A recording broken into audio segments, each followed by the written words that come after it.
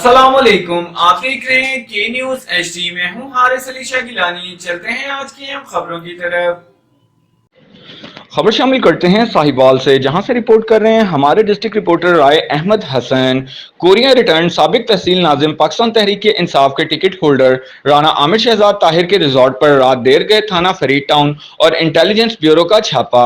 تفصیلات کے مطابق کوریا سے اپنی انویسٹمنٹ پاکستان شفٹ کر کے پاکستان میں کاروبار کو فروغ دینا سابق تحصیل ناظم و ٹکٹ ہولڈر پاکستان تحریک انصاف کو مہنگا پڑ گیا۔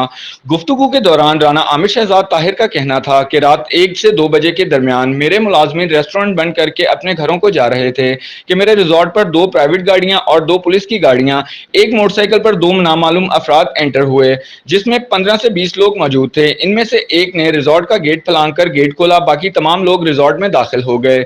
ریسٹورنٹ کے ملازمین کو ہراساں کیا، ریسیپشن اور آفس سے ضروری ڈاکومنٹس میں چھیڑ چھاڑ کی، ریسیپشن سے تمام کیش اٹھا لیا۔ پوچھنے پر بتایا کہ بوٹا اسلحہ والے کی لوکیشن ٹریس کر یہاں پر ریڈ کی گئی ہے، لہٰذا میری chief justice of Pakistan, army chief, Korean embassy و دیگر متعلقہ اداروں سے اپیل ہے کہ پولیس و دیگر متعلقہ اداروں نے میری پرائیویٹ پراپرٹی پر ریڈ کر کے اس کی ساخت کو نقصان پہنچایا ہے اور میرے ملازمین کو ہراساں کیا ہے، جس پر فوری نوٹس لیا جائے۔ مزید خبروں اور اپڈیٹس کے لیے ہمارے ساتھ رہیے گا، تب تک کے لیے اپنا خیال رکھیے گا۔ اللہ حافظ۔